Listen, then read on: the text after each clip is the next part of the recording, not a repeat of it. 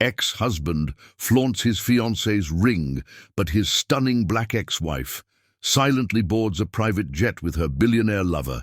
This will be the most unforgettable story of your life. Hi, my beautiful, great, loyal, and precious family. How are you? May the Almighty surround every woman with perfect health, unshakable peace, and a heart full of endless light. May He honor the mothers whose love never ends, strengthen the sisters who guide us, bless the wives who sacrifice in silence, and guard the daughters who bring laughter and hope into our homes. No woman should ever feel unloved, for she is the crown of the family, the soul of our homes, and the living proof of God's grace. If your heart is true, right present. If your love is real, right, I am with Mr. Peter. The champagne flute shattered against the marble floor the same moment Isla Fisher's heart did. The ballroom of the Whitmore Hotel fell silent, 300 pairs of eyes turning toward the sound. But Isla barely noticed the golden liquid pooling at her feet, or the fragments of crystal scattered like fallen stars. Her gaze was locked on her husband's face, Stout Duncan, the man who had promised her forever just 7 years ago, now standing beside a blonde woman half his age, his hand possessively wrapped around her waist. "Ladies and gentlemen," Stout's voice boomed across the charity gala, commanding attention with the same arrogance that had once charmed her. "I have an announcement to make." Isla's fingers trembled as she reached for the edge of the table, her chocolate skin flushing with a premonition of disaster. She'd known something was wrong for months. The late nights, the dismissive glances, the way he'd started criticizing everything from her natural hair to her laugh. But she'd never imagined he would do this here, at the annual Children's Hospital fundraiser she had organized. "As many of you know, life is about evolution," Stout continued, his steel-gray eyes scanning the crowd but never meeting hers. "It's about recognizing when you've outgrown certain situations." The blonde, Naomi Watts, Isla recognized her now, his 28-year-old personal trainer, giggled and pressed closer to him. The 4-carat diamond on her finger caught the chandelier light, sending rainbows across the walls. "That's why I'm here to announce that Isla and I are getting divorced," he said, as casually as if announcing a change in dinner plans. "And Naomi and I are engaged." The room erupted in gasps and whispers. Isla stood frozen, her dignity the only thing keeping her upright. 7 years of marriage reduced to a public spectacle. 7 years of supporting his dreams, hosting his business dinners, being the perfect corporate wife while putting her own interior design aspirations on hold. "You see," Stout continued, his voice taking on a cruel edge, "a man in my position needs a partner who understands the demands of high society, someone who can elevate the lifestyle, not hold it back." The words sliced through her like shards of the broken champagne flute. Harper Street James, the gallery owner who had become her closest confidant, started moving toward her through the crowd, but Isla held up a hand. She would not be rescued. Not here. Not like this. "Isla's a lovely woman," Stout said, finally looking at her with mock sympathy. "But let's be honest, she was never quite worthy of this world. She tried, bless her heart, but some people are meant for simpler things." Naomi's laugh tinkled like broken glass. "Oh, Stout, you're terrible," she cooed, loud enough for everyone to hear. "Though I suppose it's true what they say about compatibility. Cultural differences can be so challenging." The racial undertone wasn't lost on anyone. Isla felt the room's energy shift, some faces showing disgust at Stout's behavior, others, too many others, nodding in silent agreement. She had always been the only black woman in most of these circles, tolerated because of Stout's status, never truly accepted. Charlotte Hayes, one of the few genuine friends she'd made, stepped forward.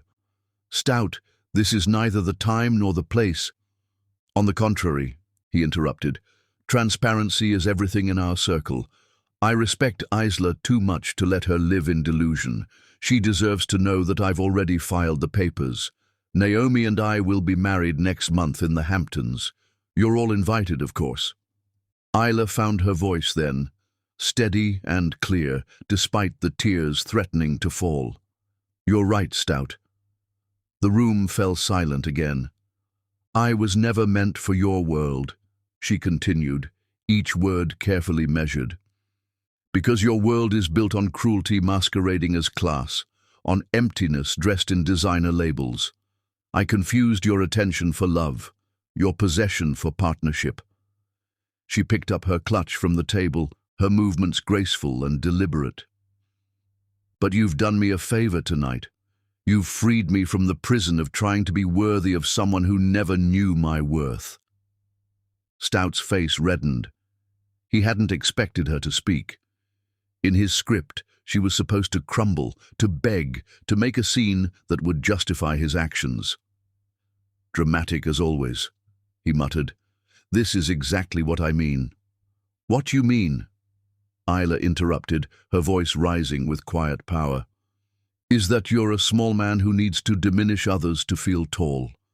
Enjoy your victory, Stout. Enjoy your child bride and your champagne toasts.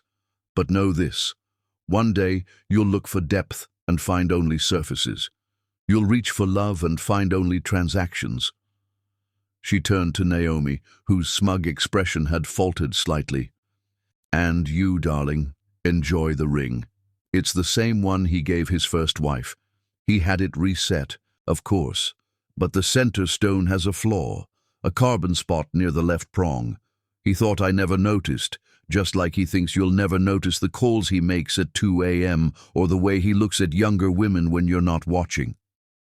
Naomi's hand instinctively covered the ring, her face paling.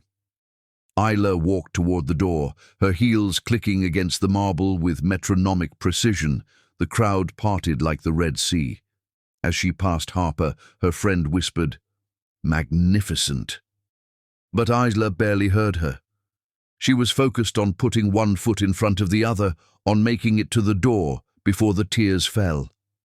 Behind her, she heard Stout trying to recover, making jokes about emotional women, but the laughter was forced and sparse.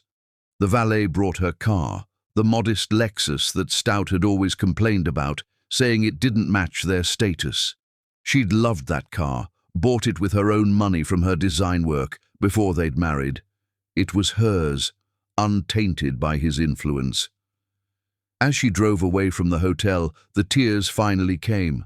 Not just for the marriage that had ended, but for the woman she'd lost trying to fit into his world. She'd straightened her hair because he said natural styles were unprofessional. She'd dimmed her laugh because he said it was too loud. She'd stopped wearing the bright colors that made her feel alive because he preferred her in beige and gray. Her phone buzzed incessantly, messages from friends she assumed, offering support or seeking gossip. She ignored them all except one from Grace Caldwell, her college roommate who'd warned her about Stout from the beginning. "Just saw the news. I'm flying in from Chicago. Wine and wisdom waiting." Isla pulled into the driveway of the house she'd soon have to leave, a monument to Stout's ego with its cold modern lines and colorless palette. She'd tried to warm it with art and textiles, but he'd always complained, moving her additions to the guest rooms where they wouldn't clash. Inside, she found he'd already been there. His closet was empty, his office cleared. On the kitchen counter was a manila envelope, the divorce papers, and a sticky note in his handwriting. "Be out by month's end. The house is in my name." She laughed then, a bitter sound that echoed in the empty space. Of course it was. Everything was in his name. He'd insisted on it for tax purposes, and she'd trusted him. Why wouldn't she? She'd loved him. But as she climbed the stairs to their bedroom, her bedroom now, something shifted in her chest. The humiliation was transforming into something else, determination perhaps, or maybe just the first spark of remembering who she was before she'd become Mrs. Stout Duncan.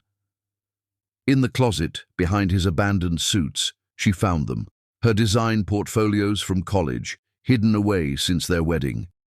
She pulled them out, dust motes dancing in the light from the window. The sketches were bold, vibrant, full of the passion she'd buried trying to be worthy of a man who would never see her value.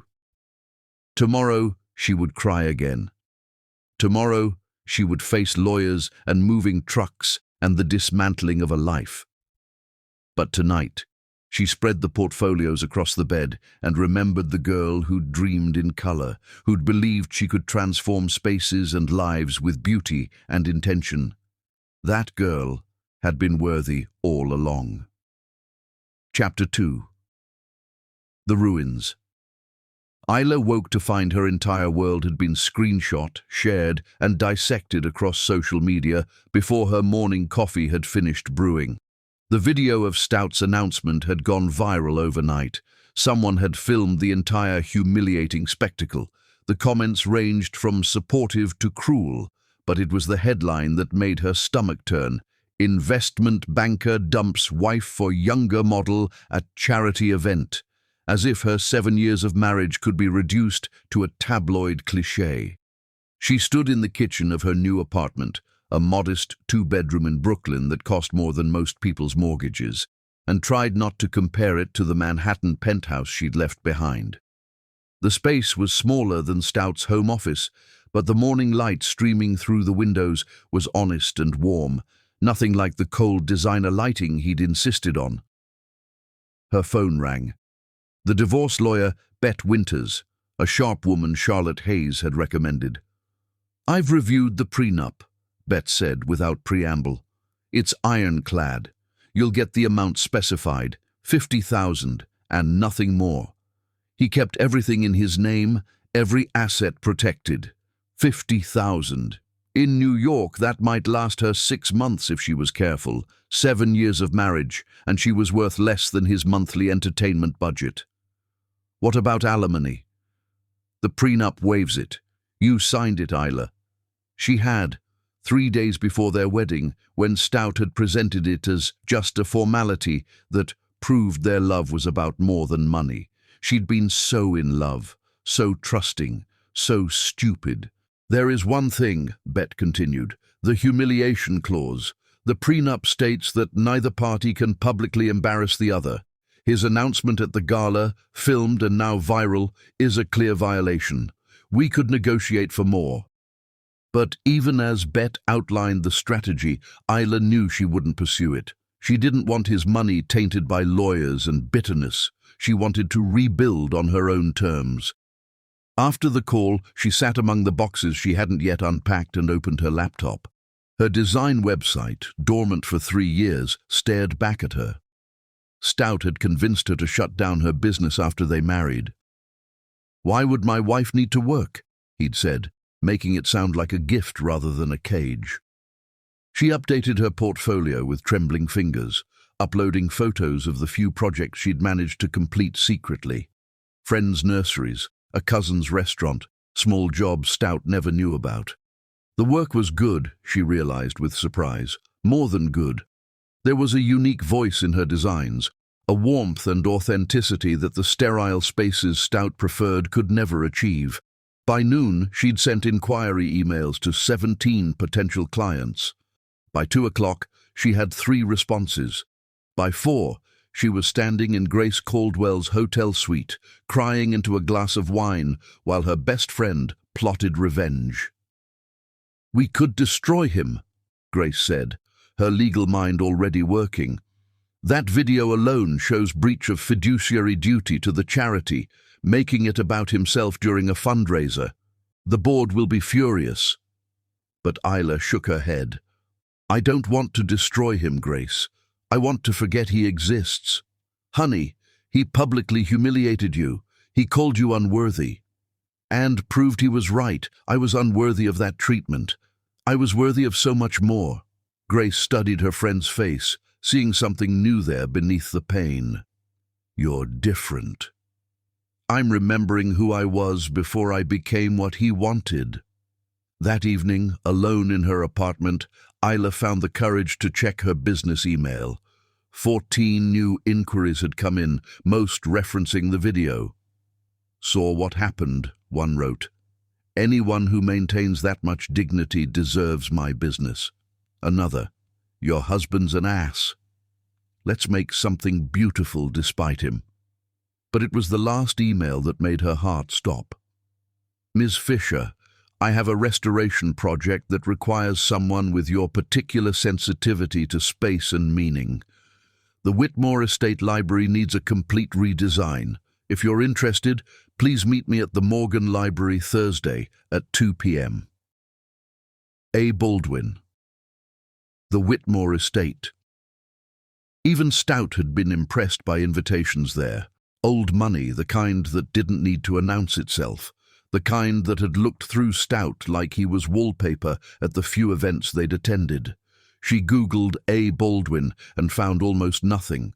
A few charity mentions, no photos, no social media. Old money indeed. Thursday came too quickly. She stood outside the Morgan Library in her best remaining dress, a deep purple that Stout had hated, saying it was too ethnic. She'd loved it for exactly that reason, the way it made her dark skin glow, the way it announced rather than apologized for her presence. Inside, she wandered the rare book collection, losing herself in the beauty of ancient manuscripts and hand-tooled leather bindings. This was what Stout never understood. True luxury wasn't about price tags, but about story, craft, legacy. You appreciate beautiful things. The voice came from behind her, deep and cultured, but without the affected pronunciation Stout had adopted. She turned to find a man in his mid-40s, tall and lean, with salt and pepper hair and eyes the color of aged whiskey. His suit was expensive, but worn with the carelessness of someone who didn't need to prove anything. "Mr. Baldwin?" "Alistair." He extended his hand, and his handshake was firm but gentle. "Thank you for coming. Your email was intriguing. The Whitmore Estate was my mother's family home. She died 2 years ago, and I've finally gotten the courage to address her library. It needs someone who understands that spaces hold memories, who can honor the past while creating something new." They walked through the museum as they talked, and Isla found herself relaxing. He asked intelligent questions about her work, her influences, her philosophy of design. Not once did he mention the video or Stout or the scandal that had made her briefly infamous. "The library is extensive," he warned. 12,000 volumes, some dating to the 16th century. The room itself hasn't been updated since 1962. "I love a challenge." He smiled then, the first real smile she'd seen from him, and it transformed his serious face. "Somehow, I thought you might." They discussed timeline, budget, generous but not ostentatious, and her vision. She pulled out her tablet, sketching ideas as they talked, and didn't notice how close he'd moved until she could smell his cologne. Not the aggressive cloud Stout favored, but something subtle, like leather and bergamot. "You're left-handed," he observed. "Yes. My mother was too. She said it meant she saw the world differently, from a different angle than everyone else." "Did she?" "Every single day." His voice carried a grief that was still fresh, still tender. "She would have liked you." It was an odd thing to say to someone you'd just met, but somehow it didn't feel odd. It felt like recognition. As they parted outside the library, he handed her a card with just his private number. "Call when you're ready to see the space. And Ms. Fisher, Isla, don't undervalue your work or yourself. The right people will recognize quality." She watched him disappear into a waiting town car, no logos, no flash, just quiet elegance. So different from Stout's need to announce his wealth at every turn. That night, she looked up the Whitmore Estate. The images that appeared took her breath away. A Gilded Age mansion on the Hudson, 60 rooms, gardens designed by Frederick Law Olmsted. The library alone was the size of her entire apartment. Her phone buzzed, a text from an unknown number. Forgot to mention, the library has a ghost. My mother probably, making sure I don't let someone awful redesign her sanctuary. I have a feeling she'll approve of you. Isla smiled, the first genuine smile since that horrible night at the gala. She had lost everything she thought mattered, the husband, the house, the status. But maybe, just maybe, she was finding something better, something real, something worthy of the woman she was becoming. Chapter 3. The Encounter. The Whitmore estate rose from the Hudson Valley mist like something from a dream, all limestone and legacy, windows that had watched centuries pass. Isla drove her Lexus up the winding drive, past gardens that even in late autumn held a kind of formal beauty. She'd dressed carefully, professional but authentic, a burgundy wrap dress that complemented her skin, her natural hair in an elegant updo that Stout would have hated. She wasn't dressing for Stout anymore. Alistair met her at the door himself, no butler or assistant in sight. "Most people get lost at the third fountain," he said by way of greeting. "I have an excellent sense of direction." "Good. The library's been waiting long enough for someone who knows where they're going." He led her through rooms that should have felt like a museum, but somehow didn't. Yes, there were Sargent portraits and Tiffany lamps, but there were also stacks of well-read books on side tables, a coffee mug on a priceless antique desk, a cat, enormous and orange, sleeping on what was definitely a 16th century tapestry. "That's Fitzgerald," Alistair said, noticing her gaze. "He has no respect for provenance." "Named after F. Scott, yes, my mother's favorite. She said any cat pretentious enough to sleep on Renaissance art deserved a literary name." The library, when they reached it, stole her breath. 2 stories of built-in shelves, a coffered ceiling with hand-painted details, leaded glass windows that turned the afternoon light into jewels. But he was right. It was frozen in 1962, all heavy mahogany and oppressive green wallpaper, the books themselves almost invisible in the gloom. "It's magnificent," she breathed. "It's a mausoleum." His voice carried frustration and grief in equal measure. Mother always meant to restore it, but after father died, she said it felt wrong to change anything. Then she got sick, and... He trailed off, running his hand along a dusty shelf. "I want it to live again. To be a place where people actually want to read, not just store books like artifacts."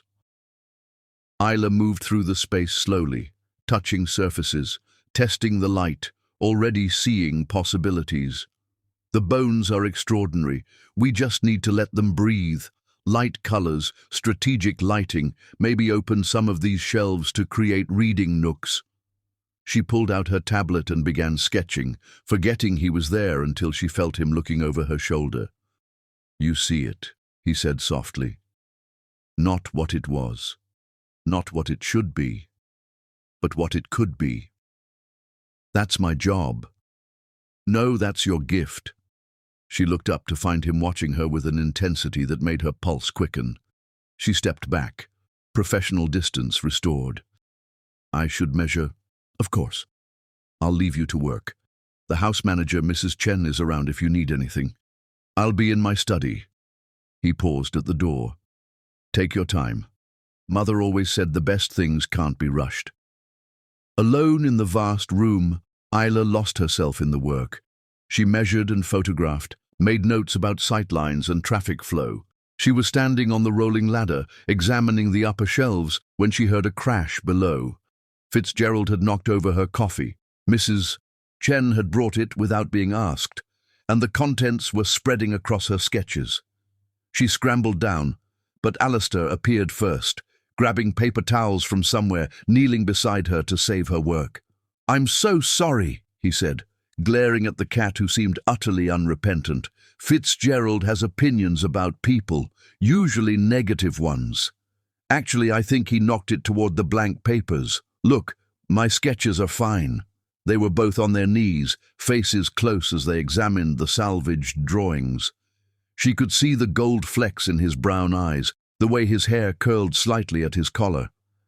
"You're right," he said, but he wasn't looking at the sketches anymore. "Fitzgerald might actually like you. That's unprecedented." The moment stretched between them, charged with possibility. Then her phone rang, Stout's ringtone, because she hadn't bothered to change it yet. The spell broke. "I should—" She stood quickly, declining the call. "Of course." He stood as well, professional distance restored, but something new in his eyes. "I should mention, I'd like you to select some of the books for the redesign. Not the rare editions, of course, but Mother accumulated thousands of volumes that could be better curated. Would you be interested? I'm an interior designer, not a librarian. You're someone who understands that books are more than objects. That's what I need." She thought of her own books, still in boxes in her apartment, waiting for shelves she couldn't afford yet. "All right." "Good. Can you come back Saturday? We could spend the day going through the collection." Saturday. Not a work day, but the way he asked, careful and hopeful, made it clear this was still professional. Mostly. Saturday works. He walked her to her car, Fitzgerald trailing behind like a feline chaperone. "Your husband," Alistair said suddenly. "He's a fool." She'd wondered when the subject would arise. Everyone knew about the video by now. Ex-husband, or soon-to-be. Still a fool. You don't know me well enough to say that. I know you spent 3 hours in that library and never once mentioned the Gutenberg Bible on the third shelf. You were more interested in the reading chair by the window, how the light would fall across someone's hands as they turned pages. That tells me everything I need to know about your priorities. There's a Gutenberg Bible? His laugh was rich and unexpected. Second shelf, actually, but you just proved my point. As she drove away, watching the house disappear in her rearview mirror, her phone rang again. This time she answered.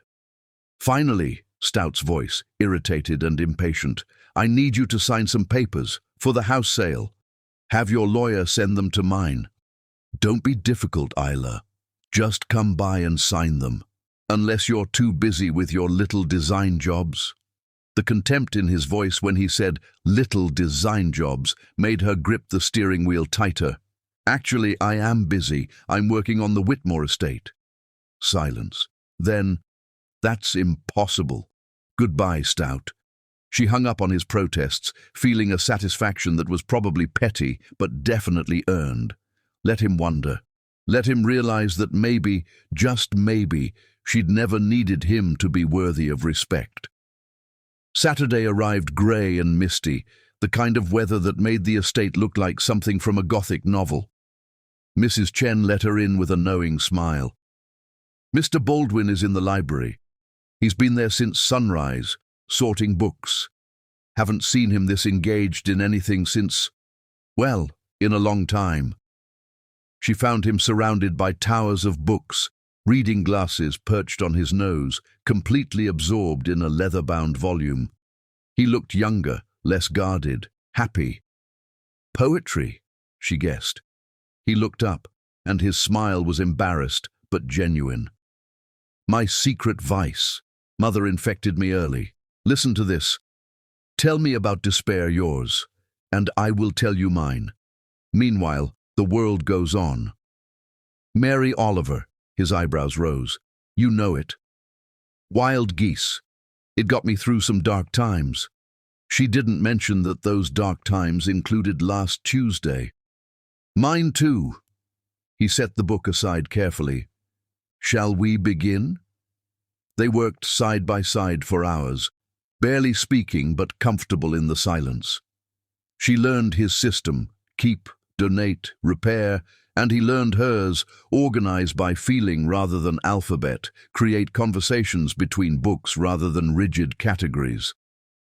"You're putting Fitzgerald next to Morrison," he observed at one point. "They belong together.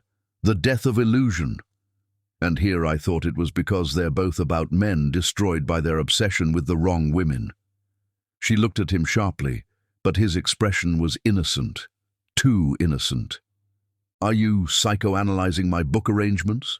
Wouldn't dream of it. As the day wore on, they talked more freely. She learned his mother had been a civil rights lawyer in the 60s, one of the only women in her firm. He learned her grandmother had been a seamstress who'd dressed Harlem's elite, that her love of textiles came from watching magic happen under those skilled hands. "Is that why you married him?" Alistair asked suddenly, then looked horrified. "I'm sorry, that's none of my—" "It's fine," she considered her answer.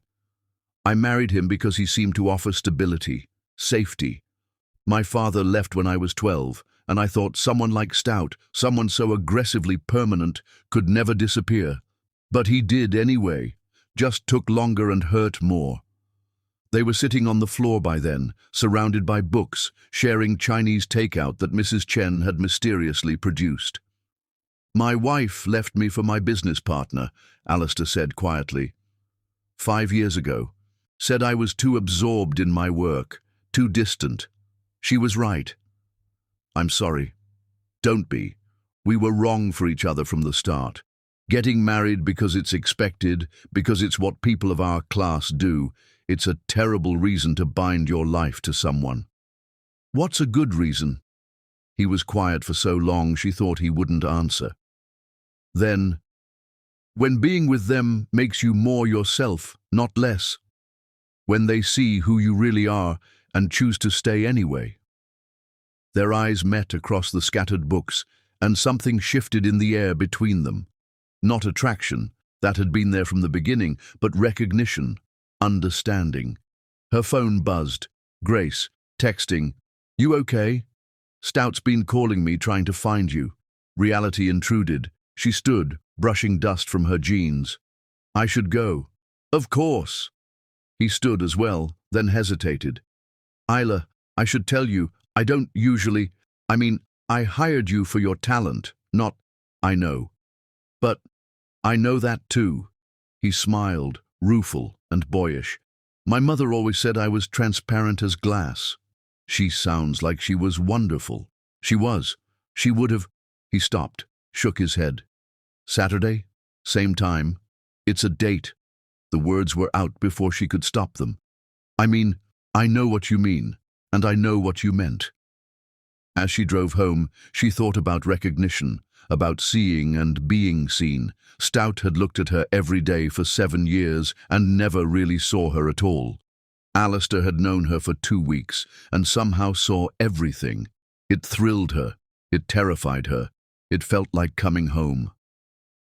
Chapter 4. The Slow Bloom. The first snow of winter fell the day Isla discovered Alistair Baldwin wasn't who she thought he was. She'd been working in the Whitmore Library for 6 weeks, their Saturdays having evolved into a comfortable routine.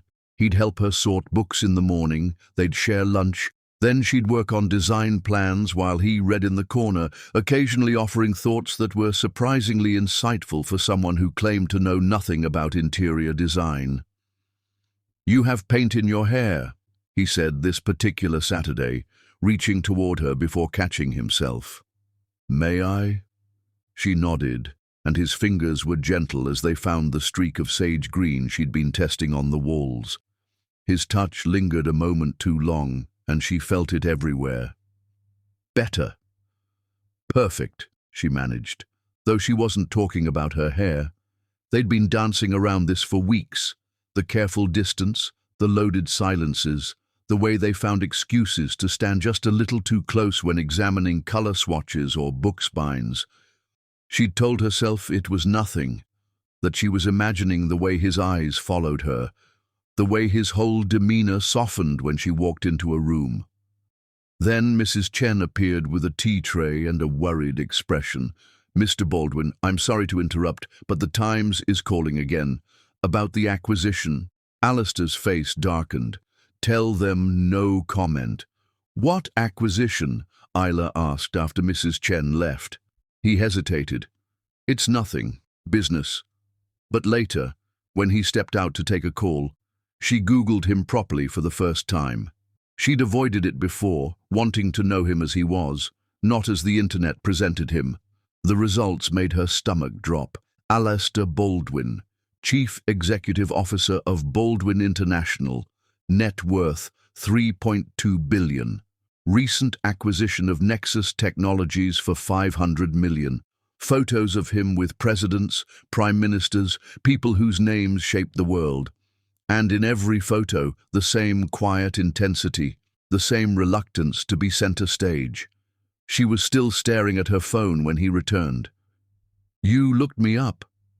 It wasn't a question. "You're a billionaire." "Yes." "You let me think. I assumed you were comfortable, but this..." Would it have mattered? She wanted to say no, but they both knew it would have. She'd have run, terrified of trading one cage for another, one man who saw her as an accessory for another. "I'm still just me," he said quietly. "The man who can't organize books alphabetically and reads poetry when he can't sleep and watches you work because you're the most fascinating person I've ever met." "Alistair, I know you're not ready. I know you're still healing. I'm not asking for anything except to keep being part of your Saturdays. The rest, the money, the business, it doesn't matter. Not here." She looked around the library, their sanctuary from the world, and made a choice. "Show me your favorite poem." His smile was answer enough. They settled into the window seat he'd insisted she design into the space, and he pulled out a worn volume of Rumi, reading in his quiet voice while snow fell outside. She found herself watching his hands, the way they cradled the book like something precious. "You're not listening," he said without looking up. "I'm listening to something." Their eyes met, and the air between them crackled. He set the book down slowly, his hand coming to rest near hers on the cushion, not touching but close enough that she could feel the warmth. "Isla." Her phone shattered the moment. Stout's lawyer. The divorce papers needed another signature. Reality crashing back. "I should go," she said. "Stay." The word was soft but urgent. "Not for..." "Just stay. Finish your work. Let me drive you home later. The roads will be terrible." She stayed. As afternoon melted into evening, they worked in companionable silence. She caught him watching her sometimes, his expression soft and unguarded. Once, bringing her tea, his fingers brushed hers, and neither pulled away immediately. "Tell me about your dream project," he said, as they sat by the fire Mrs. Chen had lit. "If you could design anything." "A community center," she said without hesitation. "Beautiful but functional. A place where kids could discover art, and adults could take classes, and everyone could feel like they belonged." "Why that?" "Because beauty shouldn't be just for people who can afford it. Because everyone deserves spaces that make them feel valued." He was quiet for so long, she wondered if she'd said something wrong. Then, "My mother would have loved you." "You keep saying that." "Because it keeps being true." The snow was falling harder now, and Mrs. Chen appeared to announce the roads were officially dangerous. "I've prepared the blue guest room, Ms. Fisher." Isla's protest died at Alistair's expression, hopeful and terrified in equal measure. "Just for safety," he said. "I'll be in my wing, completely separate. Mrs. Chen will get you anything you need." She agreed, telling herself it was purely practical. The guest room was beautiful, all soft blues and creams, with a view of the snow-covered gardens. Mrs. Chen had left her toiletries and a selection of clothes that would mysteriously fit perfectly. She couldn't sleep. The house was too quiet, too full of possibilities. Finally, she crept back to the library, only to find Alistair there, reading by lamplight. "Couldn't sleep either?" he asked.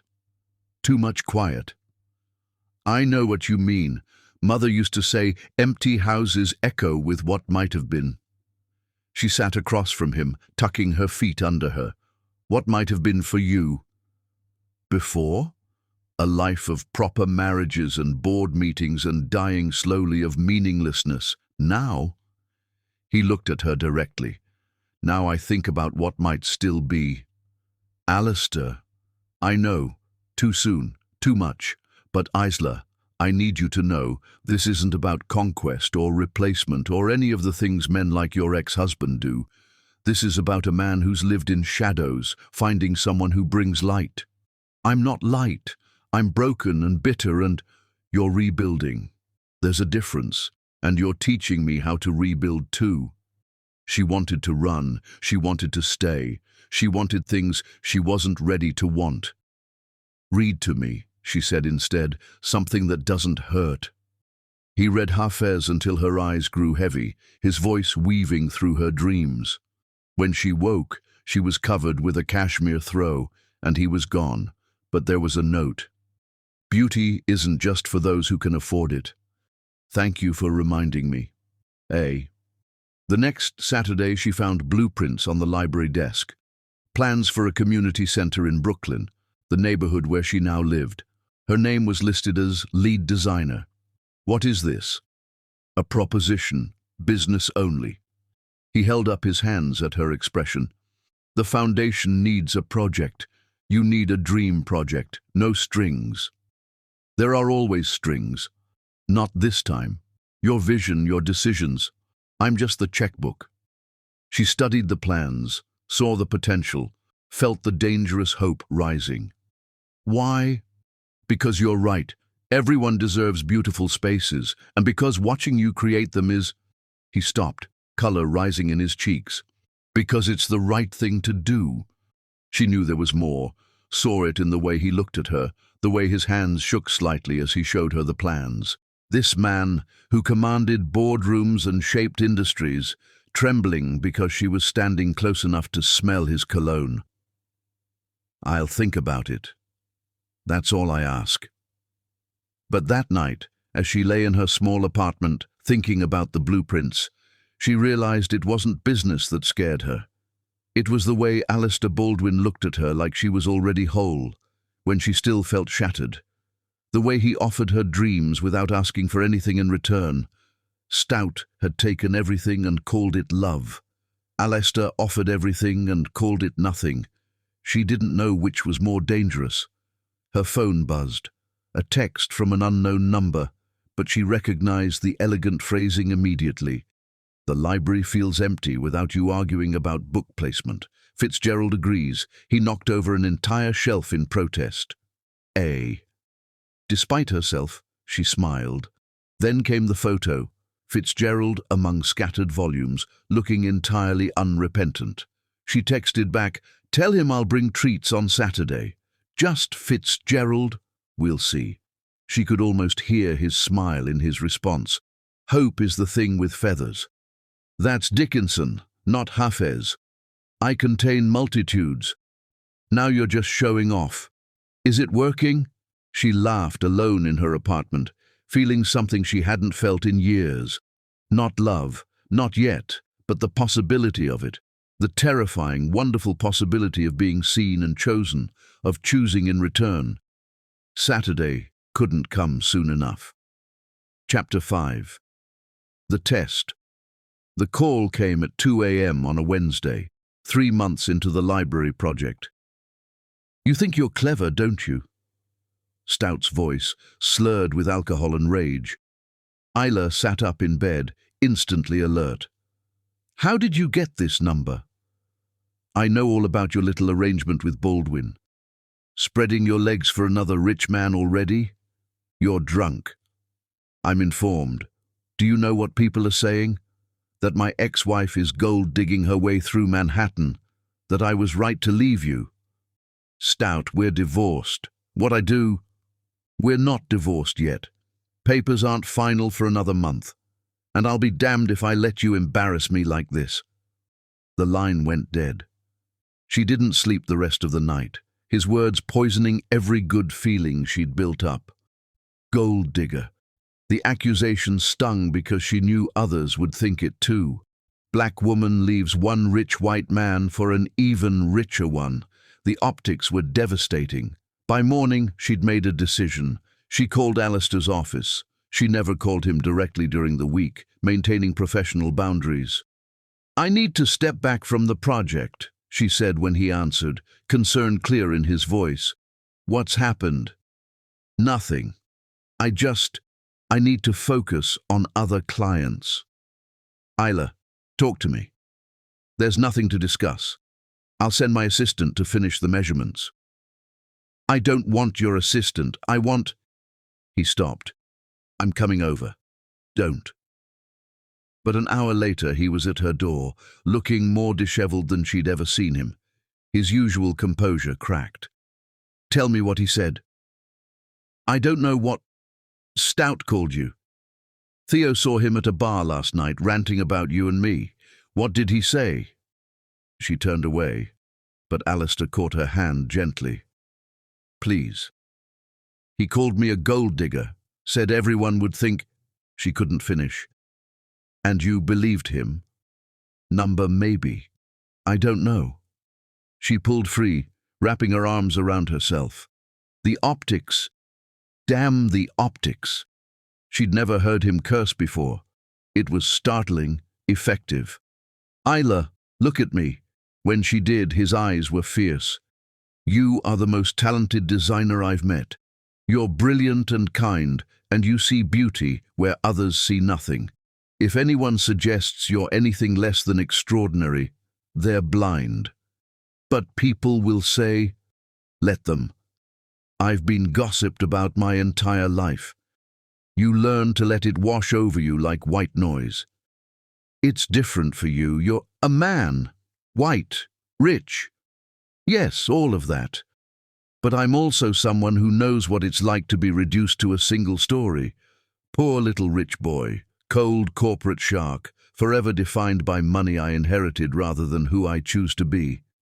He moved closer, not touching but near enough that she could feel his warmth. You know who I really am. I know who you are. Isn't that what matters? Before she could answer, her phone rang. Grace. Check your email, her friend said without preamble. Now. The message was from someone named Mason Cross, Stout's business partner. The subject line, you should know the truth about your ex-husband. She opened it with trembling fingers, Alistair reading over her shoulder. Photos, documents, evidence of Stout transferring assets to offshore accounts. Proof that Naomi Watts wasn't his first affair, just his most public. Screenshots of messages where he'd called Isla degrading names to his friends, years before their separation. But it was the last attachment that made her sink into a chair. A video from 2 years ago, Stout at a poker game, drunk and laughing. Marriage is just another investment. You put in minimum capital, maximize returns. Isla's beautiful enough for the photos, compliant enough for the lifestyle. Best part? She actually thinks I love her. Alistair's hand found her shoulder, steady and warm. Why would Mason send this? She whispered. The answer came in another email, this one from Naomi Watts. Mason showed me everything. Stout's been stealing from everyone, including me. I'm leaving him. Thought you should know you're not the only one he fooled. I'm sorry for my part in hurting you. Isla laughed, bitter and broken. So I wasn't special. He didn't leave me for her. He just left. Isla, I need to be alone. No, Alistair said firmly. That's exactly what you don't need. He guided her to the couch, made tea with surprising efficiency in her tiny kitchen, then sat beside her, not touching, just present. He never loved me, she said finally. His loss. You don't understand. 7 years. I gave him 7 years, thinking if I just tried harder, loved better, changed more. Stop. His voice was sharp. You did nothing wrong. Love isn't something you earn by diminishing yourself. How would you know? The words came out harsher than intended. Because I did the same thing. Bent myself into shapes trying to be what my ex-wife wanted. The perfect society husband. The walking wallet.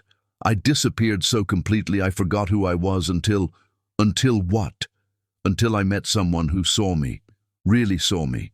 Not the money or the name or the connections, just the man who reads poetry badly and can't organize books and loses entire afternoons watching her work because she makes creation look like dancing. The air between them hummed with possibility. I'm not ready, she whispered.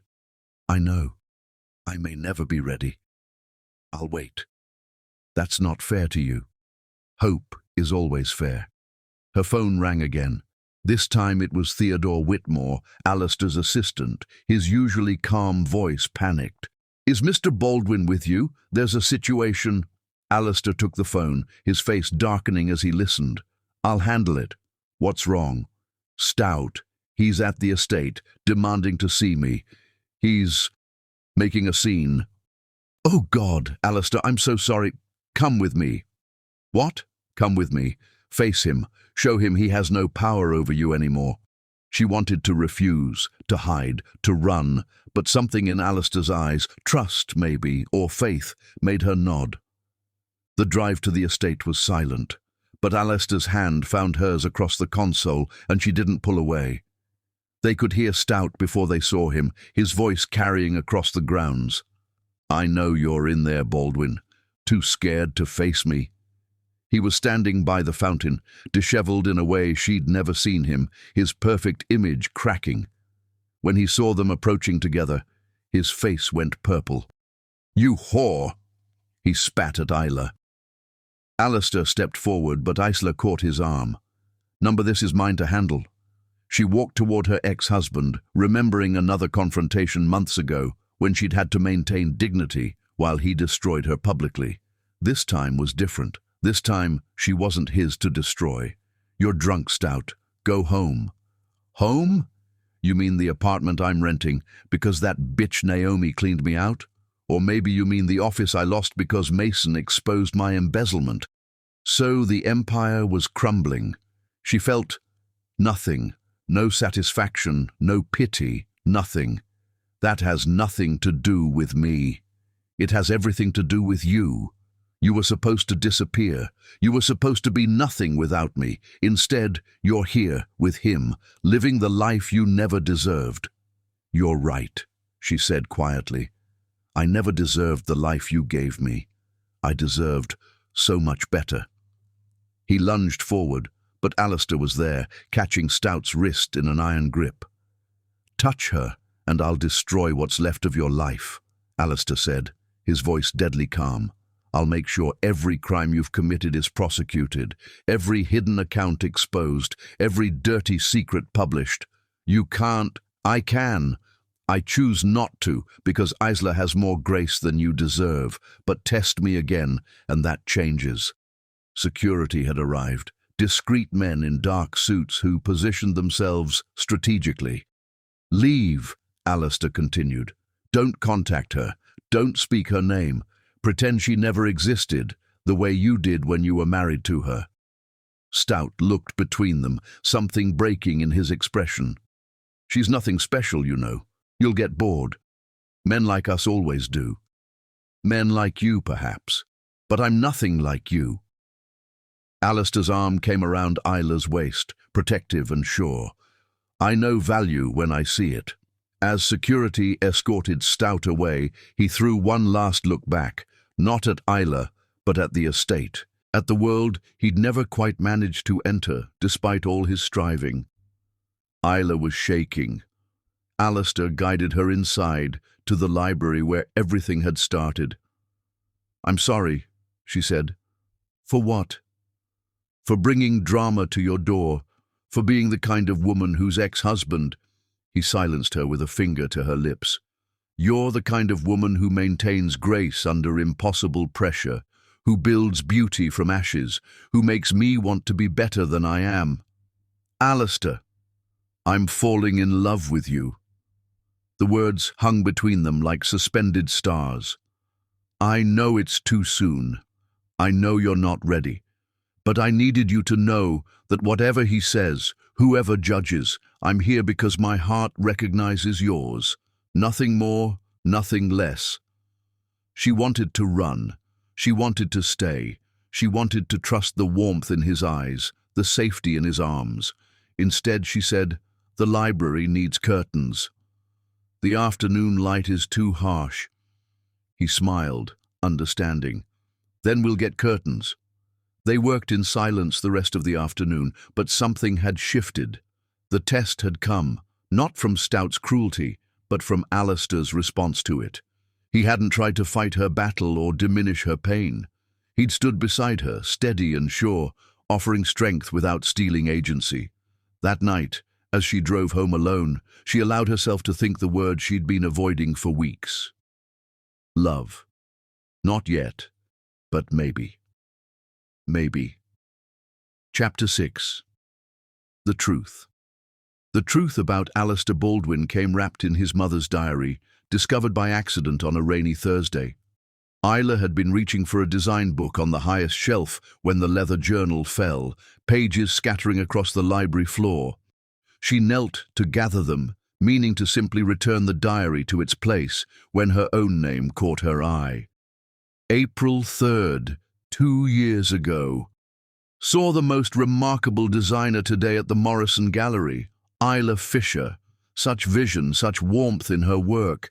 If I were well enough to finally restore the library, she's exactly who I'd choose. Maid A, promised to remember her name. Her hands trembled. 2 years ago, before Alistair's mother had died, before Isla's world had imploded. You're early, Alistair's voice from the doorway cut off as he saw what she held. The colour drained from his face. Your mother knew who I was. He stood frozen, and in that moment she saw the truth written across his features. You knew who I was, she continued, understanding flooding through her. When you hired me. This wasn't coincidence. Isla, how long have you been watching me? It's not what you think. Then explain it. She stood, holding the diary like evidence. Explain why your mother wrote about me 2 years ago. Explain why you just happened to contact me right after my divorce. He moved into the room slowly, as if approaching a wounded animal. My mother saw your work at the Morrison Gallery. She fell in love with your design for their reading room. She talked about you constantly those last months, how she wished she'd hired you, how she could see your soul in your work. And you? I looked you up after she died. I was grieving, going through her things, and your name kept appearing in her notes. So yes, I researched you. I learned you were married to Stout Duncan. I learned you'd stopped taking commissions, and I let it go. But then I saw the video, that horrible video of him humiliating you. His hands clenched at the memory, and all I could think was that Mother would be furious, this talented woman she'd admired, being destroyed by some small, cruel man. Isla sank into a chair, the weight of manipulation, even well-intentioned, crushing her. So you swooped in to save me? No. He knelt in front of her, not touching, just meeting her eyes. I contacted you because the library genuinely needed restoration, and you were genuinely the best person for it. Everything else, everything that's grown between us, that was never the plan. How do I know what's real? Because I'm terrible at deception. Ask anyone. I can barely manage surprise parties. His attempt at levity fell flat. Isla, I didn't fall for the designer my mother admired. I fell for the woman who argues with me about book arrangements, who brings coffee for Mrs. Chen without being asked, who hums Motown when she thinks no one's listening. You still lied. By omission, yes. And I'm sorry. I was afraid if you knew the connection, you'd think I was trying to fulfill some deathbed promise to my mother, that you'd feel obligated or patronized. She looked at the diary again, her fingers tracing her name in someone else's handwriting. A woman she'd never met had seen her worth when she'd been invisible to everyone who claimed to love her. Tell me about her, she said quietly. Relief flooded his features. He sat on the floor beside her chair, his shoulder brushing her knee. She was brilliant, fierce.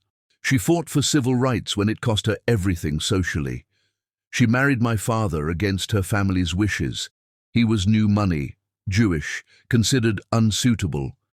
She loved gardens and mysteries and tea so strong it could strip paint. She sounds wonderful. She was. And lonely, especially after father died. I think that's why she noticed you. She saw something of herself, someone creating beauty in spaces that didn't always welcome her. Isla felt tears building. I wish I'd met her. She met you in a way, through your work. She used to say art was the truest conversation, soul speaking to soul across time and space. They sat in silence, rain pattering against the windows. Finally, Isla asked the question that frightened her most. Would you have contacted me if it weren't for her? I don't know, he admitted. I'd like to think fate would have found a way, but I don't know. Does it matter? Did it? She thought about the weeks of working together, the slow build of trust, the way he looked at her like she hung the moon. None of that was because of his mother's diary. Show me more, she said, holding out the journal.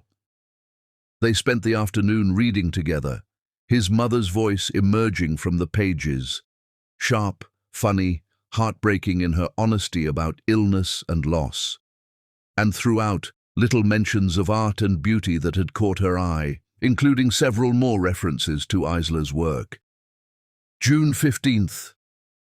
Saw IF's new installation at the Riverside Center. Such joy in her use of color. In another life we would have been friends. She collected photos of my work, Isla said, wonderstruck. They're in her study. I didn't want you to see them and think what you thought anyway. Show me.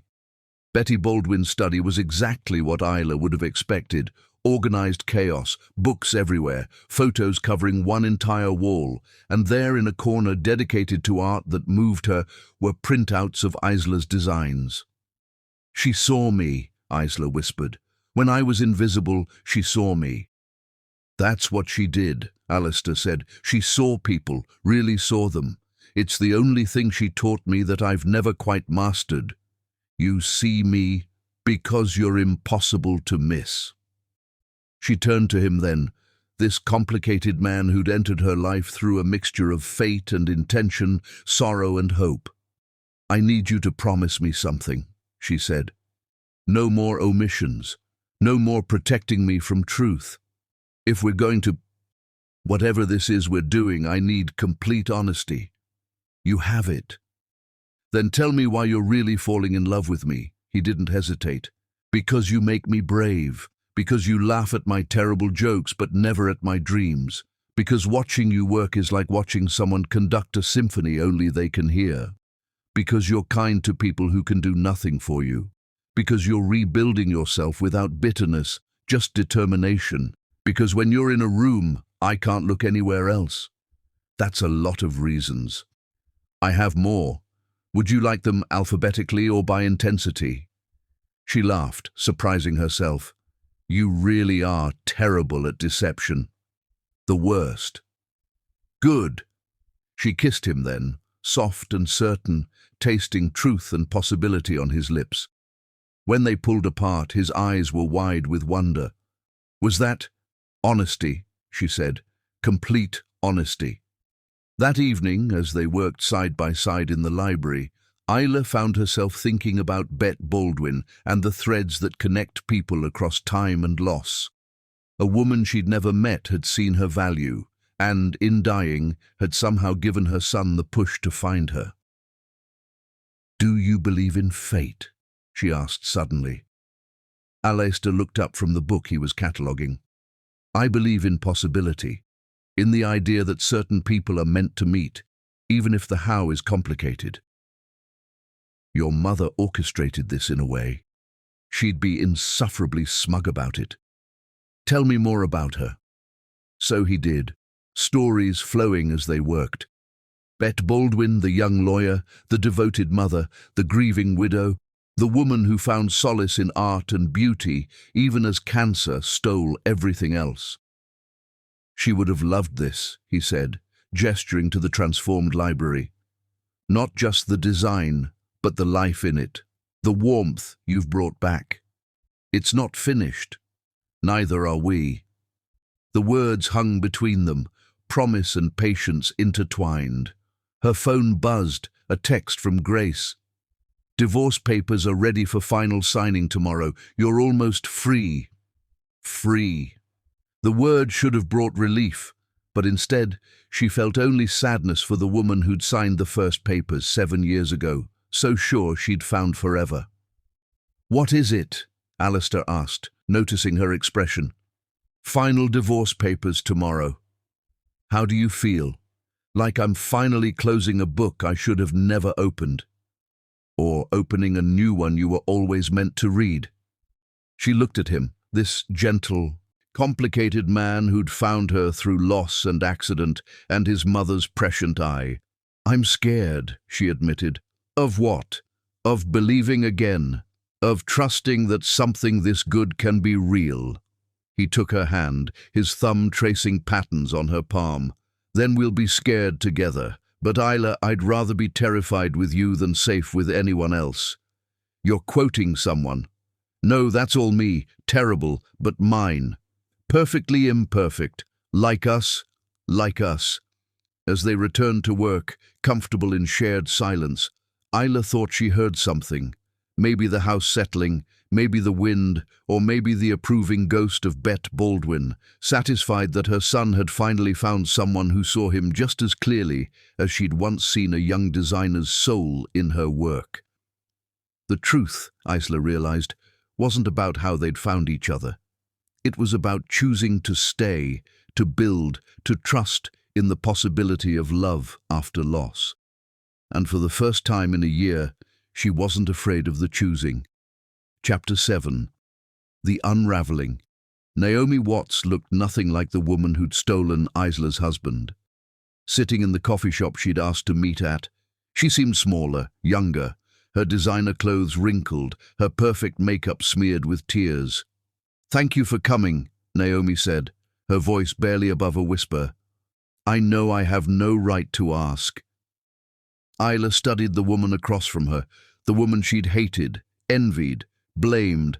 Now she saw only a girl, really, barely 28, drowning in consequences. "What do you want, Naomi?" "To warn you, to apologize. Maybe both." Naomi's hands shook as she lifted her coffee. "Stout's lost everything, but he's not going quietly. He blames you." "Me? He's the one who—" "Logic doesn't matter to him anymore. Mason took everything, exposed the embezzlement, the offshore accounts, the fraud. The FBI is involved now. Stout could go to prison." Isla felt a cold satisfaction, quickly followed by exhaustion. "That has nothing to do with me." In his mind it does. He keeps saying if you'd just stayed in your place, none of this would have happened. He's been watching you and Mr. Baldwin. "Watching?" Naomi pulled out her phone, showing Isla photos. Her and Alistair at the library, at lunch, that one kiss in the garden they'd thought was private. "He hired someone, a private investigator. He's trying to prove you were having an affair before the divorce, trying to invalidate the settlement." "There was barely a settlement, and we weren't—" "I know. I've seen the timeline. You were nothing but professional until after he left you, but Stout doesn't care about truth anymore. He just wants to hurt you." Isla's phone buzzed. "Alistair, where are you? Theodore said you left suddenly." She texted back, "Coffee with Naomi Watts. It's fine." His response was immediate. "Address. I'm coming." She sent it, knowing he'd worry until he saw her safe. "Why are you telling me this?" Isla asked Naomi. "Because I helped create this monster. I thought I was special, that he'd left you for me because I was younger, prettier, more exciting." Naomi laughed bitterly. "But I was just convenient, a prop in his performance. When I found out about the embezzlement, I confronted him. He grabbed me, said I belonged to him, that he'd made me, that I was nothing without him." The words were hauntingly familiar. Isla reached across the table, touching Naomi's hand briefly. "You're not nothing. I'm 28, no education, no work history except mistress." "What am I?" "You're someone starting over. It's terrifying, but it's also freedom." The door chimed, and Alistair entered, his presence immediately shifting the energy. He assessed the situation in a glance, then approached carefully. "Ms. Watts," he said politely. "Isla, everything all right?" "Naomi was warning me about Stout. He's hired an investigator." Alistair's expression darkened. "I know. My security team intercepted him last week trying to access the estate. We've handled it." "You knew?" Isla turned to him. "You knew and didn't tell me." "I didn't want to worry you. You're finally starting to relax, to smile again. I couldn't bear to—" "We talked about honesty." "You're right, I'm sorry." He turned to Naomi. "Ms. Watts, are you safe? Does he know where you're staying?" Naomi shook her head. "I'm at a hotel under my maiden name, but I'm almost out of money. He froze the accounts before I could—" "I'll have Theodore arrange something," Alistair said simply. "A safe place, a lawyer, whatever you need." "Why would you help me?" "Because you're trying to do the right thing now, that matters." Isla watched him take charge, making calls, arranging protection and support for the woman who'd helped destroy her marriage. This was who he was, someone who fixed things, who protected people, who couldn't see suffering without trying to ease it. Later, after Naomi had been safely escorted to a secure hotel, Isla and Alistair sat in his car in silence. "You're angry," he said. "I'm confused. You keep protecting me from things I need to know. It's who I am. I protect the people I—" He stopped. "The people you what?"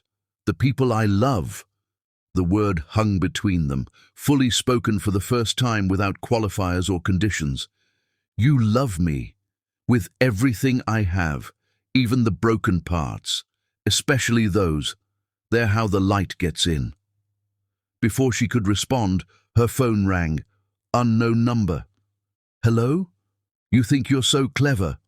Stout's voice, slurred and vicious. "Playing the victim while you spread your legs for Baldwin's billions." "Stout, I'm going to destroy you. Both of you. I've got photos, evidence. Everyone will know what a whore you really are." Alistair took the phone from her trembling hand. "Duncan, this is Alistair Baldwin. If you contact Isla again, if you come near her, if you so much as speak her name, I will end you. Not financially, you've done that yourself, but I will ensure you spend the next 20 years in federal prison. Are we clear?" "You can't threaten." "I don't make threats. I make promises. Test me." He hung up, then immediately called someone. "Theodore, activate the legal team. Full restraining order. And call our friend at the FBI. I believe Mr. Duncan just violated his bail conditions by making threatening calls." Isla was shaking. Alistair pulled her into his arms, and she let herself be held, feeling safe despite everything crumbling around them. "I've got you," he murmured against her hair. "I won't let him hurt you again." "I'm not some damsel who needs saving. No, you're a queen who deserves an army." That night she stayed at the estate, not in the guest room, but not in his room either. Instead, they sat up in the library, talking until dawn, about Stout's descent, about Naomi's revelation, about the strange twists that had brought them together. "Do you think people can really change?" she asked, as sunrise painted the room gold. "I think people can choose to be better. Every day they can choose." "What do you choose?" "You. Every day, in every way, I choose you. Even with all this drama. Especially with it. You're worth fighting for, Isla Fisher." Her phone buzzed. "Grace. Turn on the news." The headline made her stomach drop. "Investment banker Stout Duncan arrested on federal embezzlement charges." The footage showed Stout being led away in handcuffs, his perfect image finally completely shattered. But it was the follow-up that made her gasp. Photos of her and Alistair from the investigator, sold to the tabloids with salacious headlines about the billionaire's new toy. "I'm sorry," she said to Alistair. "This is going to hurt your reputation." "My reputation?" he laughed. "Isla, my reputation is being a cold, calculating businessman. Being seen as a man in love only helps. This isn't how I wanted people to know about us. There is no us, not publicly, not yet. He took her hands. We control our narrative. When you're ready, if you're ready, we'll tell our story our way. What if I'm never ready? Then we'll be the world's worst-kept secret, and I'll be fine with that too. Mason Cross called that afternoon. Thought you should know, Stout's going to take a plea deal, 5 to 10 years minimum. It's over, Isla. Over. Her marriage, Stout's empire, the life she'd thought she wanted, all over. But as she looked at Alistair, reading peacefully beside her, Fitzgerald purring in his lap, she realized endings were just beginnings in disguise. "What are you thinking?" he asked, noticing her gaze. "That maybe unraveling isn't always bad. Sometimes things need to fall apart so better things can come together. Is that what we are? Better things? We're something. Something good?" She thought about it, the complicated path that had brought them together, the challenges still ahead, the way her heart raced when he smiled. "Something real," she said finally, "and that's enough for now." He lifted her hand to his lips, kissing her palm gently. More than enough. Outside, the world was spinning with scandal and gossip. But inside the library, in their sanctuary of books and afternoon light, Isla felt the first stirrings of something she'd thought Stout had killed forever. Peace. Chapter 8. The Descent. The call came while Isla was selecting fabric samples for the library's final touches. Theodore's voice was unusually animated. "Miss Fisher, Mr. Baldwin asked me to call. There's been a development with Mr. Duncan." Her stomach clenched. What kind of development? He's lost everything. The FBI seized all assets. Ms. Watts testified against him, and he's been released on bail, but has nowhere to go. No one will take his calls. She should have felt vindicated. Instead, she felt hollow. That evening, Alistair found her in the library, staring at the space she'd transformed.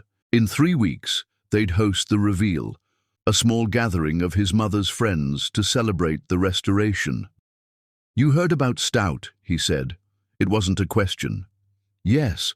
How do you feel?" "Like I'm watching someone else's tragedy. He's a stranger now." Alistair sat beside her on the new reading sofa, close but not touching. They'd been careful since the photos surfaced, maintaining professional distance despite the current running between them. "I have something to ask you," he said carefully, "but I need you to know you can say no." "What is it?" He pulled out a small velvet box, and her heart stopped. But when he opened it, it wasn't a ring, it was an antique key. "It's to the estate," he explained quickly, seeing her expression. I'm not proposing, yet, but I want you to have a place that's yours, completely. The East Wing, it could be your studio, your sanctuary. No strings, no expectations. Alistair, before you say no, come see it." The East Wing was breathtaking, flooded with northern light, perfect for design work. He'd already had it partially prepared, drafting tables, sample libraries, everything she'd dreamed of in a workspace. "This is too much." "No, it's not enough. But it's a start." "A start to what?" "To the life I want to build with you. When you're ready. If you're ready." She turned to him, this patient, impossible man who offered everything and asked for nothing. "I don't know how to do this." "Do what?" "Trust abundance. Stout taught me that love was conditional, transactional. You offer it like breathing. Because that's what it should be, easy as breathing." He moved closer, his hand finding hers.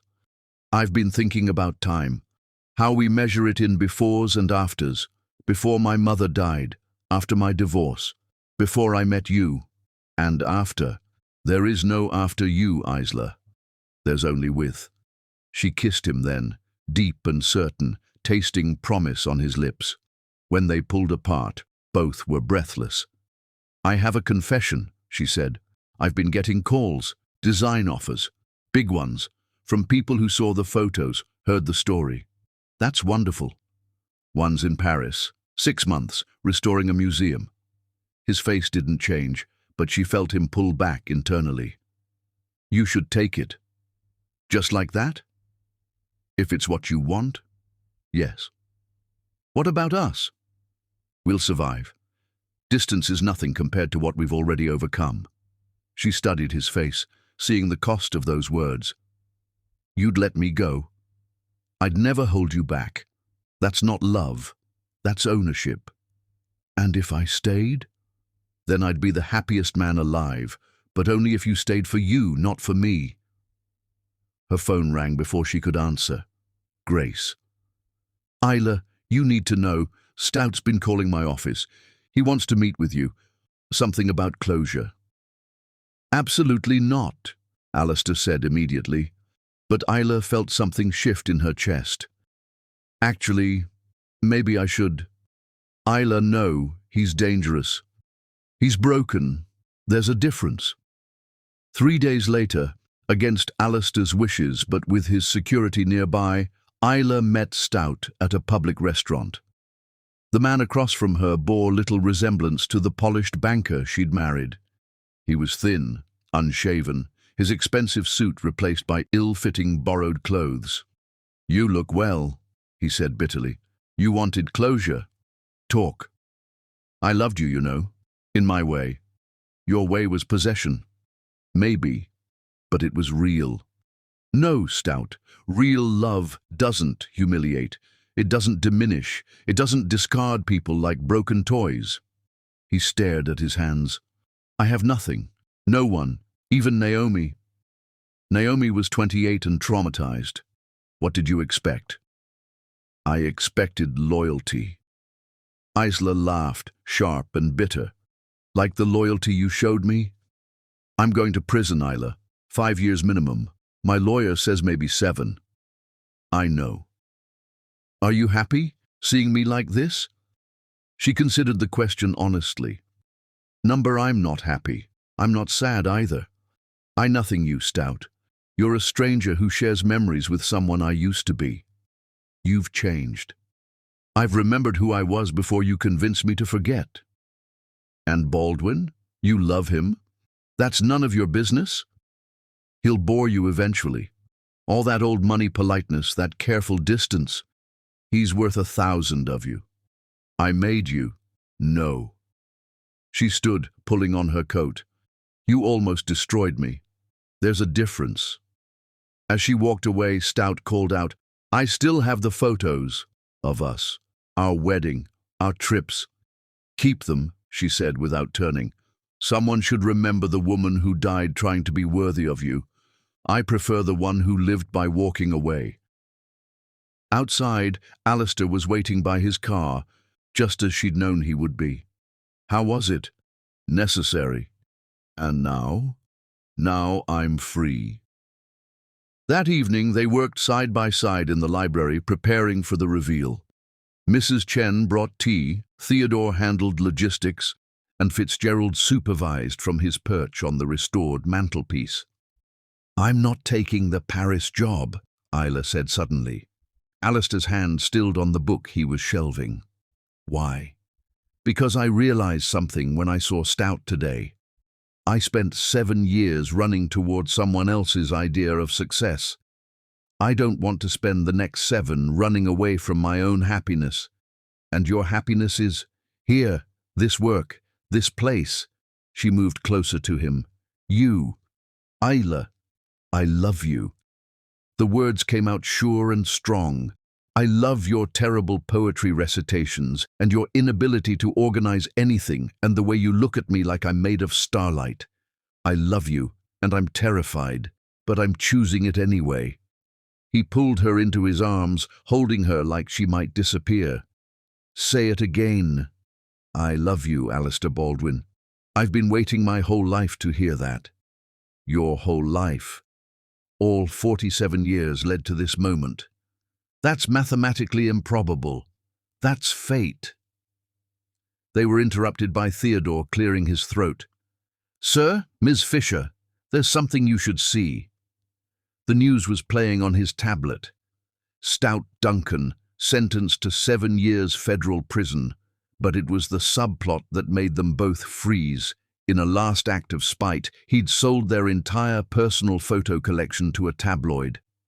"I'm sorry," Theodore said. "We tried to stop it, but—" "It doesn't matter," Isla said, surprising herself by meaning it. "They're pictures of a dead woman and the man who killed her. Let them publish ghosts." The next morning, the tabloids ran the story. From trophy wife to billionaire's beloved, Isla Fisher's journey.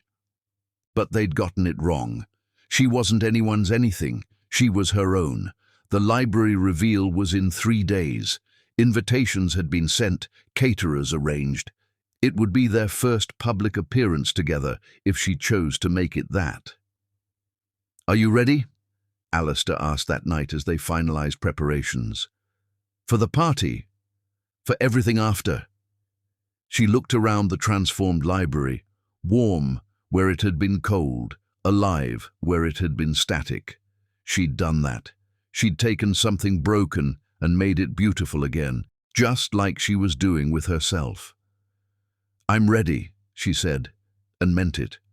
In prison, Stout Duncan would read about the reveal in a weeks-old society page, seeing photos of his ex-wife radiant in emerald green, standing beside Alistair Baldwin as they unveiled the restored Whitmore Library. He would notice how she glowed, how Alistair looked at her, how the room itself seemed to celebrate her vision, and for the first time he would understand what he'd lost, not a possession or a trophy, but a woman whose light he'd tried to extinguish, only to watch her burn brighter without him. The descent was complete, not hers. She'd risen. His. Chapter 9. The preparation. The morning of the library reveal arrived crisp and bright, light streaming through the restored windows like a benediction. Isla stood in the center of the transformed space, checking every detail for the 100th time. The sage green walls perfectly complemented the original woodwork. The new reading nooks invited contemplation. The collection, carefully curated and reorganized, seemed to breathe with new life. "You've checked that shelf 4 times, Alistair observed from the doorway, coffee in hand. "It hasn't moved. I need everything perfect." "It already is." "Your mother's friends are coming. Society people who knew me as Stout's wife. They'll be looking for flaws, for proof that I don't belong." He crossed to her, setting down his coffee to take her hands. "They'll be looking at a master designer who transformed a mausoleum into a sanctuary, and if they can't see that, they're not worth worrying about." Mrs. Chen appeared with her tablet. "Ms. Fisher," the Time-Style section called. "They want to photograph the library for their design issue." "Tell them no," Alistair said immediately. "This is private." "Actually," Isla said slowly, "tell them yes, but only the room, not us." "Are you sure? I want my work to speak for itself. Let them see what I can do." Theodore arrived with a crisis. The caterers had brought the wrong color linens. Then the florist called about a substitute for the gardenias, small fires that Isla extinguished with growing confidence. "You're different," Grace observed, arriving early to help. "Comfortable in your power." "I'm remembering who I was before I forgot." "And who's that?" Isla looked around the library, at Alistair directing staff, at Mrs. Chen fussing with flower arrangements, at Fitzgerald supervising from his favorite perch. "Someone who belongs here, not because of him, but because of me." Grace squeezed her hand. "It's about time." Charlotte Hayes arrived next, elegant as always. "Darling, the space is magnificent." Bet would be beside herself with joy. "You think so?" "I know so. She talked about you, you know, before she died. Said you had the gift of seeing what spaces wanted to become. More early arrivals, Oliver Thorne, Alistair's lawyer and friend, Harper Street James from the gallery, even Stella Morrison, Isla's first client after the divorce." "The vultures will come too," Charlotte warned quietly. "The ones who feed on gossip. Are you ready?" "Let them come." By 6 o'clock, the library was full. Isla recognized faces from that horrible charity gala, some who'd witnessed her humiliation, others who'd whispered behind their hands. But now they were in her space, marveling at her work. "Extraordinary transformation," someone said. "Such vision," another agreed. "Bet would have adored this." Alistair found her during a quiet moment, pulling her into a corner. "You're glowing." It's terror disguised as confidence. It's beauty recognizing itself. That doesn't even make sense. Nothing about us makes sense, but here we are. Theodore appeared with an urgent whisper. "Sir, there's a situation. Someone's here who wasn't invited." They turned to see Mason Cross at the entrance, Stout's former business partner who'd exposed his crimes. "I'll handle it," Alistair said, but Isla stopped him. "No, I will." She approached Mason with measured steps, aware of eyes following her. "Mr. Cross, you weren't on the guest list." "I know. I'm sorry. I needed to see you." He looked exhausted, haunted. "I wanted to apologize. I knew what Stout was for years and said nothing. I was complicit in how he treated you." "Why speak now?" "Because Naomi came to me desperate and terrified, and I saw what he really was. What I'd enabled." He pulled out an envelope. "These are documents you should have. Proof that you contributed more to his success than he ever acknowledged. If you ever need them for your reputation." "I don't build my reputation on his failures." "No, you build it on this." He gestured to the library. "It's magnificent. You're magnificent. He never deserved you." "I know." The simple confidence in her answer seemed to break something in him. "I'm sorry. For all of it. I forgive you." Just like that. "Holding on to anger only poisons me. You were a coward, Mr. Cross, but you're trying to be better. That matters." As he left, Alistair appeared at her elbow. "That was gracious. That was strategic. He owns 3 hotels. They all need redesigns." Alistair laughed, delighted. "The student becomes the master. I learned from the best." The evening flowed on. Isla found herself holding court, discussing design philosophy with people who'd once looked through her. Her confidence grew with each conversation, each compliment on her work. Then she saw her, Naomi Watts, hovering at the entrance, clearly terrified, but determined. The room seemed to hold its breath as Isla walked toward her. "I'm sorry," Naomi said quickly. "I know I shouldn't be here, but I needed to see it. The transformation, to see something beautiful after so much ugliness." Isla could have destroyed her with a word. The room was waiting for it, hungry for drama.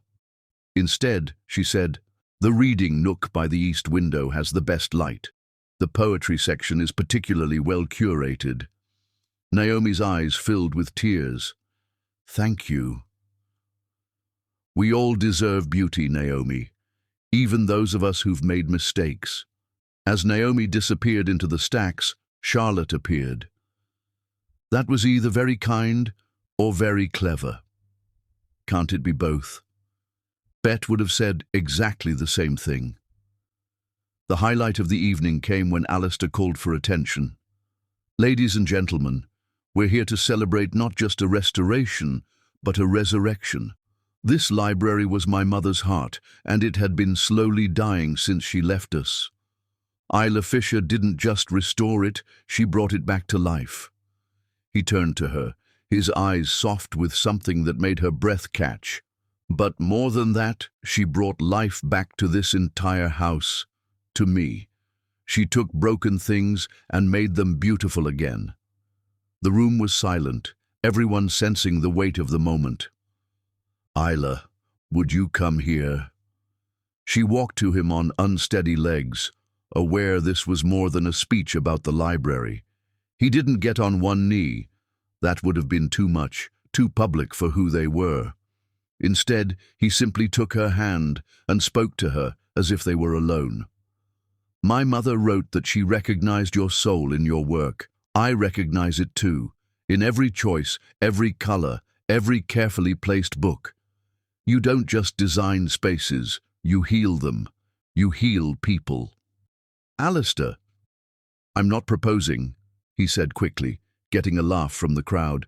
Not yet, but I am declaring, in front of all these witnesses, that I love you, that I intend to love you for as long as you'll let me, that you've transformed not just this library, but my entire world.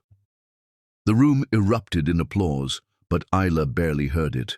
She was lost in Alistair's eyes, in the promise there. You can't just say things like that in public, she whispered. I can say them anywhere. I love you in public and private, in silence and chaos, in joy and sorrow. You're impossible. I'm yours. She kissed him then, not caring about the audience or the photos that would surely surface. Let them see. Let them know that Isla Fisher, who'd been publicly discarded, was now publicly chosen. The party continued late into the evening, but Isla barely noticed. She was wrapped in a bubble of joy, moving through conversations with grace, but always aware of Alistair nearby, his presence an anchor. As the last guests departed, they stood together in the transformed library, Fitzgerald weaving between their legs. It was perfect, Alistair said. Almost. What was missing? She pulled out her phone, showing him an email. This came during the party. The Museum of Modern Art wants me to redesign their reading room. Isla, that's incredible.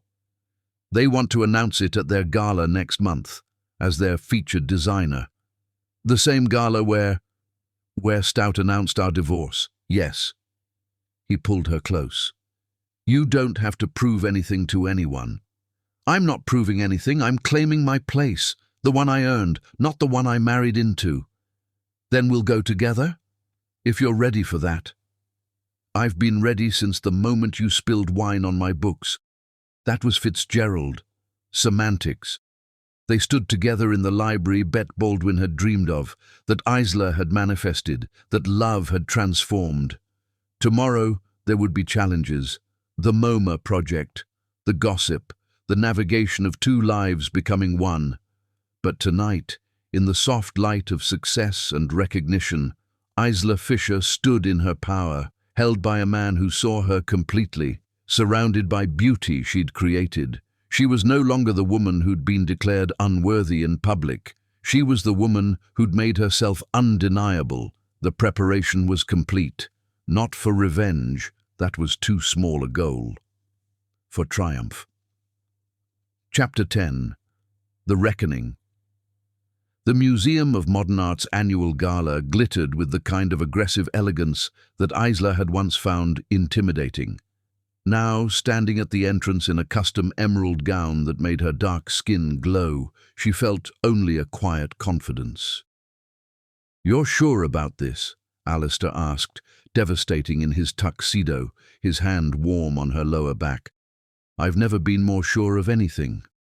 It was the same ballroom, the same charity event, moved from the Children's Hospital to MoMA this year. Even some of the same faces that had witnessed her humiliation barely a year ago, but everything else had changed. "Ms. Fisher!" The museum's director rushed over, beaming. "Our star designer! Everyone's dying to hear about your vision for the reading room." As they moved through the crowd, Isla noticed the shift. Where once she'd been invisible, except as Stout's appendage, now people sought her out.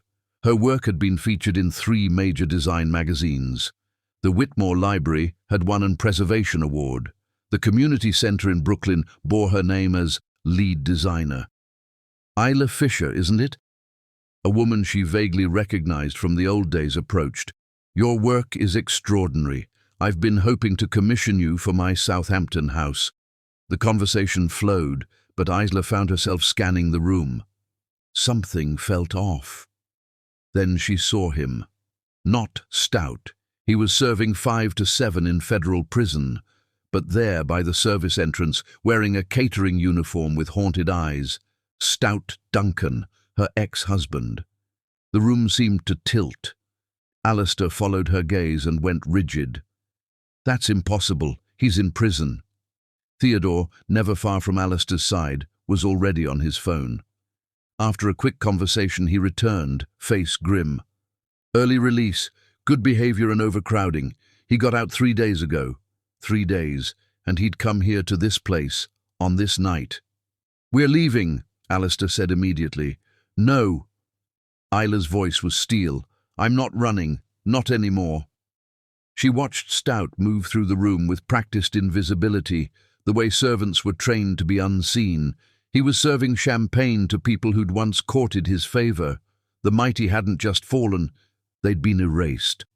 "Ladies and gentlemen," the museum director called for attention, "tonight we celebrate transformation.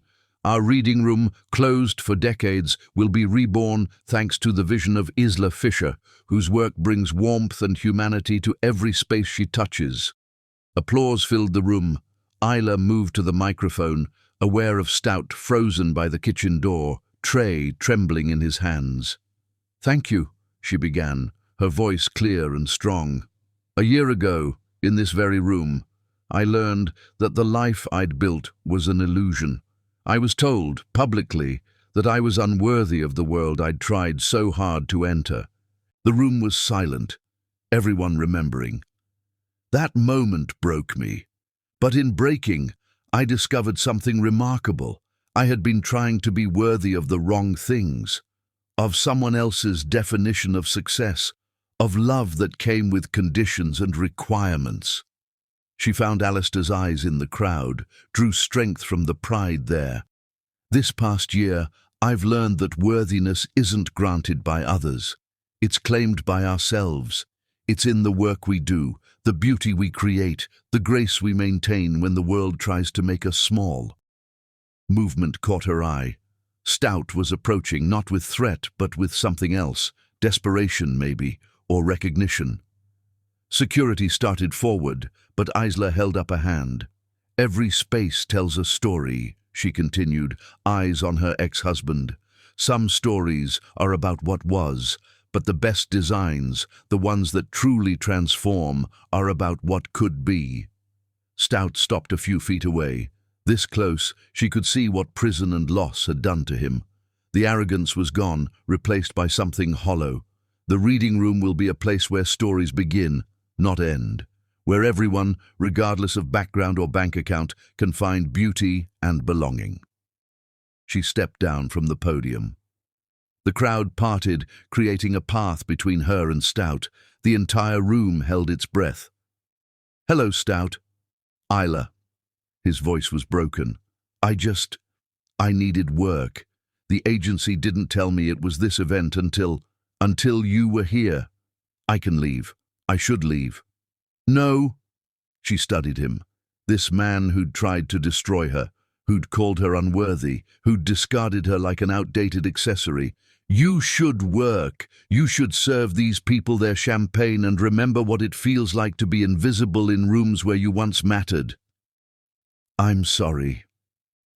The words seemed to physically hurt him. "For everything. For what I said, what I did. For wasting 7 years of your life." "They weren't wasted. They were teaching me what I didn't want, so I could recognize what I did." Alistair appeared at her side, protective but not possessive. "Is everything all right?" "Yes." She touched his hand briefly. Stout was just leaving. "He has work to do." But Stout wasn't looking at her anymore. He was staring at Alistair with something like awe. "You love her, more than you could comprehend. I can see it, the way you look at her. I never—" He trailed off, then straightened his shoulders. "I should have looked at her that way. I should have seen what I had." "Yes," Alistair said simply. "You should have." Stout turned back to Isla. "The community center in Brooklyn. I read about it. You're doing what you always dreamed. I'm doing what you said was beneath us. I was wrong. About everything." He lifted his tray slightly. "I have to." "Go," she said, not unkindly. "Work your shift. Earn your wages. Build something from nothing. It's what I did." As he walked away, disappearing back into his invisible role, Isla felt something release in her chest. Not forgiveness. He hadn't earned that. Not satisfaction. His suffering brought her no joy. Resolution. "Are you all right?" Alistair asked quietly. "I'm perfect." And she was. As the evening continued, as she discussed her vision for the reading room, as she accepted congratulations and commissions, she kept catching glimpses of Stout serving drinks, clearing plates, being looked through by people who'd once feared his influence. "You could have destroyed him completely," Charlotte Hayes murmured at one point. "One word from you, and he'd have been thrown out." "Why would I waste words on someone who no longer exists in my world?" Near midnight, as the gala wound down, Isla found herself on the same terrace where, a lifetime ago, she'd fled to hide her tears. This time, she stood tall, champagne in hand, Alistair beside her. "Look," he said, pointing to the sky. "Stars. In Manhattan? Sometimes, if you know how to look, you can see light even in the darkest places. That's either profound or terrible. Both. I'm consistently both." She laughed, leaning into him. "I love you. Still? More? Even after tonight? Especially after tonight. You let me handle it my way. You didn't try to save me or fight for me. You stood beside me. Always." Theodore appeared with their coats. "The car's ready whenever you are." As they prepared to leave, Isla saw Stout one last time. He was collecting glasses, his shoulders bent with exhaustion. For a moment, their eyes met across the room. She didn't smile, didn't nod, didn't acknowledge him at all. She simply turned away, taking Alistair's arm, walking toward her future. But as they passed the service area, she heard her name. "Isla." She paused, but didn't turn. "You were always worthy," Stout said quietly. "I was the one who wasn't." She walked on without responding. There was nothing left to say. In the car, Alistair pulled out a small box. "I was going to wait, but if that's a ring, it's not. Open it." Inside was an antique compass, its face inscribed with a quote. "She wasn't looking for a knight. She was looking for a sword. I don't understand. You never needed saving. You needed someone to stand beside you while you saved yourself. I want to be that person, Isla, for as long as you'll let me." "Alistair Baldwin, are you proposing without proposing?" "I'm proposing a partnership, a real one, where we both choose each other every day with no conditions except honesty and growth. And love. Love is the foundation, not the decoration." She kissed him then, deep and sure, tasting promise and possibility. "Yes," she said against his lips. "Yes to what? To all of it. To partnership and growth and choosing each other. To building something beautiful from the ashes of what was. Is that a yes to marriage? Ask me properly and find out." He laughed, pulling her close. "Bet Fisher. I'm keeping my name. Isla Fisher, keeper of her own name, transformer of spaces, healer of broken things. Will you marry me?" "Yes, but not yet." "When?" "When the reading room is complete. When I've proven to myself that I'm not running toward you to escape something, but choosing you because you're my home. I can wait, even if it takes years. Especially then. The best transformations take time." 6 months later, the MoMA reading room opened to universal acclaim. The design was featured globally, cementing Isla's reputation as a visionary. The wedding was small, just family and close friends in the Whitmore Library, surrounded by books and beauty and the ghost of Bet Baldwin's approval. Stout Duncan, still working catering jobs while rebuilding his life, would see the announcement in the Times.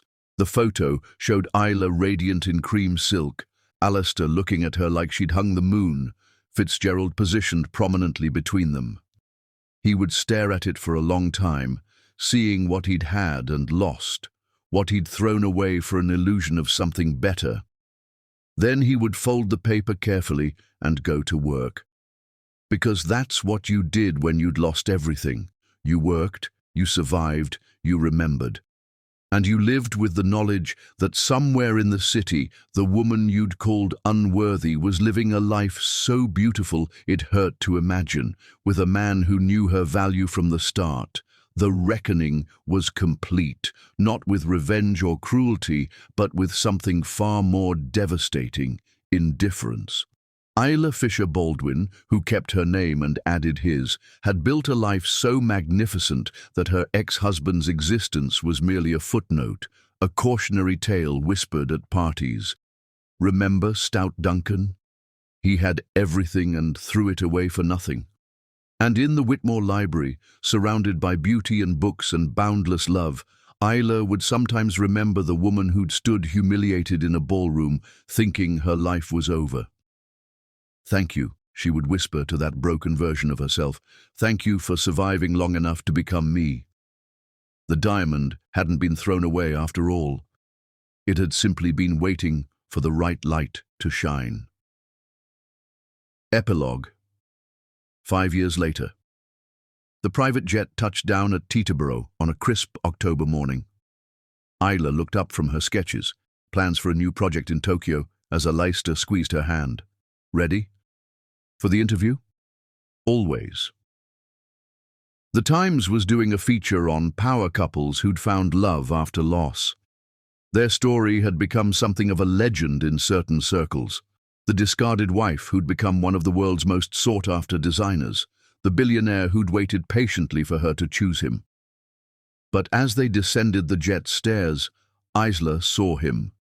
Stout stood by the terminal's coffee cart, 5 years older, completely grey now, wearing a simple uniform. He was a driver for a car service. She recognized the logo. Their eyes met across the tarmac. Time stopped. Then Stout did something unexpected. He smiled, not bitter or false, but genuine, and raised his coffee cup in a small salute. An acknowledgement. A blessing, maybe. Isla nodded once, the smallest recognition. Then she walked on, her hand in Alistair's, toward the car, waiting to take them to their interview, their life, their future. Behind them, Stout watched the jet being serviced, watched the couple disappear into a Bentley, watched the life he'd thrown away drive off into a Manhattan morning. "That your ex?" his co-worker asked, having heard the stories. "No," Stout said quietly, "that's the woman I never deserved to have." He finished his coffee and went back to work. Some reckonings never end. They just teach you to live with the echo of what you lost, while the diamond you discarded illuminates someone else's world. And in that Bentley, Isla Fisher Baldwin leaned against her husband's shoulder and smiled. She'd won not by destroying him, but by becoming herself. The greatest revenge was a life well lived. And hers. It was magnificent.